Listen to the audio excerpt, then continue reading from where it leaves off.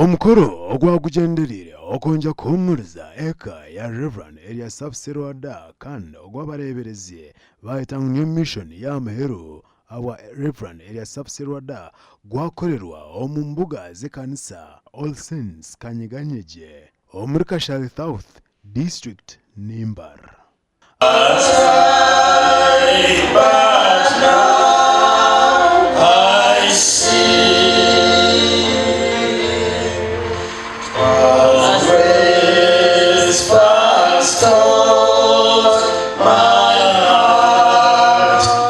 Abahereza barahanga obebembirwemu Right Reverend Dr. Fred Shalom Mwesigwa omureberezi wa Nkole na Bishop Onesimus Asimwe kurwa North Kigezi nibo banja kuhumuriza ababasa kwikumwanya kandi Reverend Elias Serwada abo kuba ajiro mwiguru mwene tutweja okuhimbuza ruhanga okutendereza kandi no gukora mission ya muheru ukama simwe kandi Yesu mungaro pressure in high blood pressure atakazaga murago Heart Institute you think about convincing ngorara guiza wagira ngo rwara pressure utakazaga Heart Institute murago hospital ya government bine byoma abana b'omugenzi na Kano Edith Nakarema ishebo bamugambaho nk'omuntu obirari w'omutano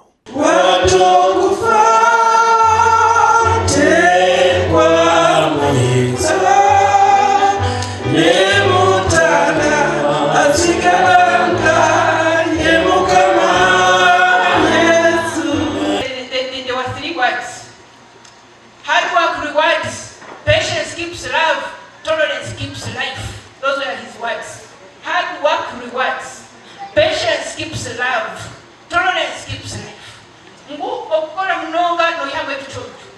Omukugumisiriza nukulinda rukundo. Abantu bagamba ababana tubine kwepa kamunongo kweku.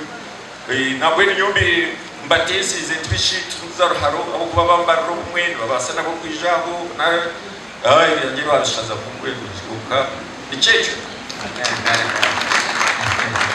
Konkano reba rukundo ebine abwachi abwabantu bamukama cyo nekintu kitakuchira kurebuka abwemirimo Reverend Elias Serwada akorire ihanga President Yoweri Kaguta Museveni nawe yamusima. That suddenly yet he had promised to call him for a discussion.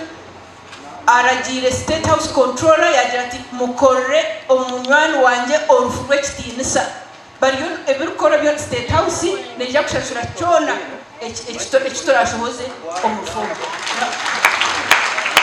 kandi banywani bitu batwerire munonga twini banja kandi tukuza kurije banywani bitu mwebare munonga so orufu president aliyona alkora bona kwanda jire atoba bira gemanzi yankore yona ni hanga yona at controller akorre omwabure Elias Serwada of which things omujweche wawe ni vice president na yakam atini nyachaka na kunso bya ndakwa na